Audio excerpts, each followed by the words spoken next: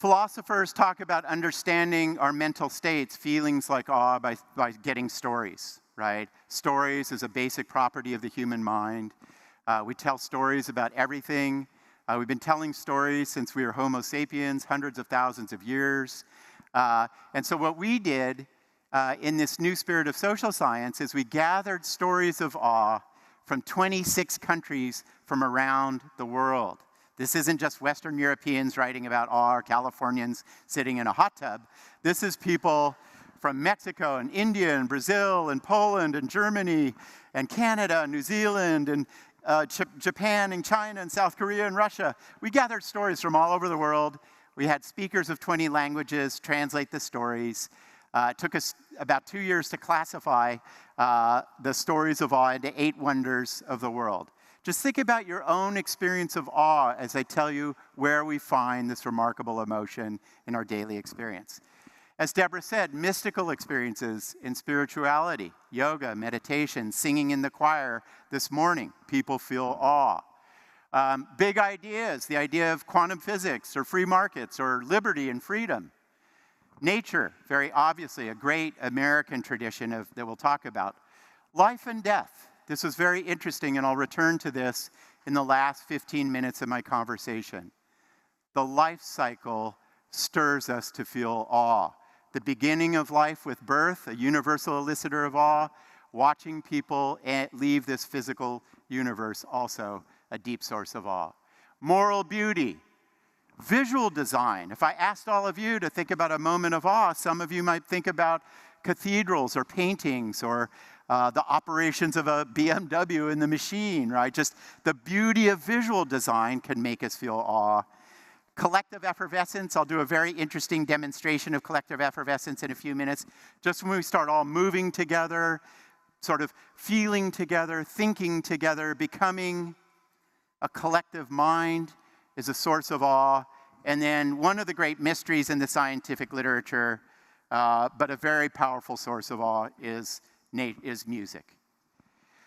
Again, furthering our understanding of awe, I'll move quickly here, but just to give you a feel for the new frontiers of science that Deborah alluded to, we can now do what are called data-driven studies, collecting thousands, hundreds of thousands of experiences or facial expressions of awe and other emotions, and then do fancy statistics on them.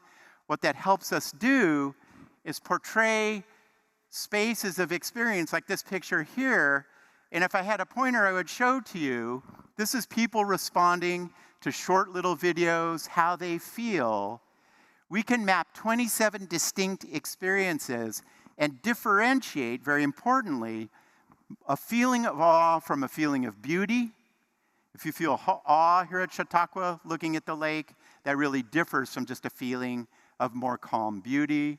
Awe is different from fear and horror and the like. It's its own unique emotion. We can look at facial expressions, like this map of different facial expressions of 2,000 facial expressions around the world, and show again, in this complicated language of emotion through the face, expressions of awe are distinct. They're different from fear and horror and laughter and interest. This is its own experience. Philosophers have long grappled with that.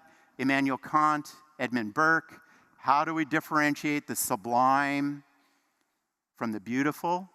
And now science can really provide a pretty definitive answer.